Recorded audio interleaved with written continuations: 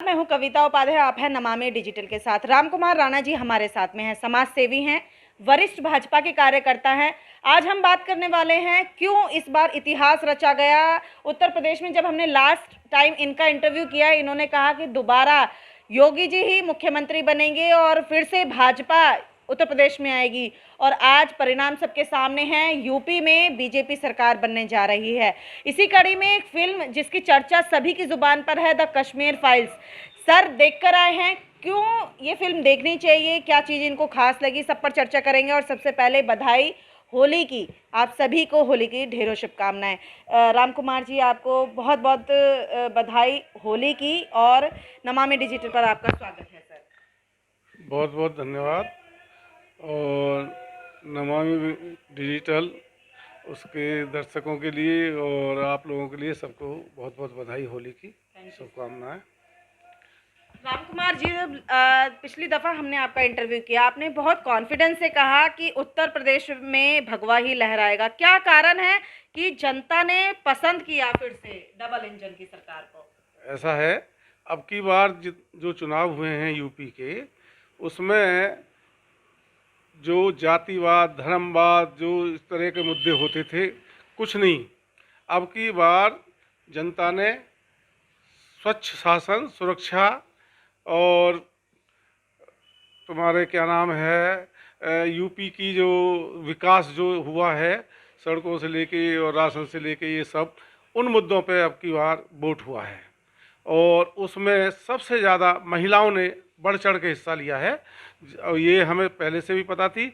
अब की बात जो ये सोचते थे एमआई फाल, ये जो था चल रहा था अखिलेश जी का, वो व्यक्तिगत फैक्टर बिल्कुल काम नहीं आया। सिर्फ विकास और ये सुरक्षा और लेडीज़ों का ये सब जुड़ाव होना, ज़्यादा मात्रा में वोटें डालना, ये सब फैक्टर काम आया, जिसकी वजह से हमारी मोदी जी और योगी जी काफ़ी बहुमत से जीते हैं। जी राम कुमार जी, होली पर उज्ज्वला योजना के तहत फ्री सिलेंडर भी बांटे जा रहे हैं त्योहार गिफ्ट के स्वरूप। क्या इस बार क्या बदलाव देखने को मिलेगा आने वाले इन 5 सालों में? ऐसा है, हमारी जो सरकार, ये जो बीजेपी की सरकार है, जो ये जो कहती है, जो घोषणा पत्र में होता है, उनको बिल्कुल सिरे हम पूरा सिरे चढ़ाते हैं। और जो अभी उन्होंने कहा था, शुरुआत हो गई है उस घोषणा पत्र की, और होली पे सिलेंडर दिए जा रहे हैं। पहला काम यही किया है सरकार ने। और इसके बाद जैसे जैसे टाइम बढ़ेगा, ये अपने सारे वायदे पूरे करेंगे। और अगली बार तो लगता है 400 पार जाएगा वहाँ। 400 पार जाएगा? बिल्कुल बिल्कुल। 4 राज्यों में जीते हैं बीजेपी इस बार 4 राज्यों में आई, और पूरी दिल्ली में, पूरे देश में जश्न है।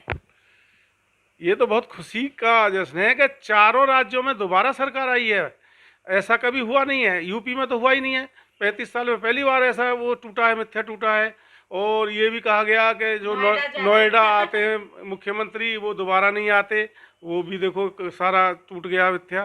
तो योगी जी के जो ये जो कुंडली है, बहुत हाई फाई है। आगे को लगता है कि 10 साल बाद कुछ और भी देखने को मिलेगा। बहुत अच्छी बात है। द कश्मीर फाइल्स की हम बात करेंगे। राम कुमार राणा जी, क्या आप गए थे देखने फिल्म? हाँ, मैंने फिल्म देखी है, कल ही देखी है। और उसमें जो ये दिखाया गया है, कश्मीरियों पे, पंडितों पे जितना अत्याचार हुआ, जितना सब कुछ हुआ, उतना ना तो उस बार मीडिया ने दिखाया उस टाइम, ना ही अखबारों में इतना कुछ आया। और आज देखने से पता लगता है कि कश्मीरियों के साथ कितना बुरा व्यवहार हुआ, पंडितों के साथ। और उस टाइम की सरकार सोती रही, कोई कार्य नहीं हुआ। और अब जो ये 370 हटी है, जब पता लगी है, और ये भी पता लगी कि जिस टाइम ये सब कुछ हो रहा था, उस टाइम वहाँ के मुख्यमंत्री अब्दुल्ला जी इंग्लैंड में छुट्टियां मना रहे थे। तो ऐसा मुख्यमंत्री जो इंग्लैंड में छुट्टियां मना रहा है, उसके जो बिल्कुल उसके शासन में, हाँ, उसके शासन में इतना कुछ हो रहा है, उन्हें पता नहीं लग रहा होगा। सब कुछ पता था, लेकिन ये सब जानबूझ के किया गया। और इतना बड़ा अत्याचार आज तक नहीं हुआ है। राणा जी, प्रधानमंत्री जी ने खुद तारीफ की फिल्म की, और उन्होंने कहा कि इन मुद्दों पर फिल्में बननी चाहिए। क्या लगता है 370 हटना अलग ही क्रांति थी, बहुत अच्छा हुआ कश्मीर वालों के लिए? बिल्कुल बिल्कुल, बहुत अच्छा हुआ है। और हम चाहते हैं कि ऐसी जो 2-4 घटना थी, प्रधानमंत्री ने याद भी दिलाया है। हमारे जो इमरजेंसी लगी थी वो उस पर भी बननी चाहिए। उसके बाद हमारे सरदारों का हत्या कत्लेआम हुआ था उस पर भी बननी चाहिए 84 में। और इस टाइम एक प्रधानमंत्री जी ने जो बहुत अच्छा मिशन चलाया, यूक्रेन से सारे हमारे स्टूडेंट सबको निकाला है, इस पर भी एक फिल्म बननी चाहिए।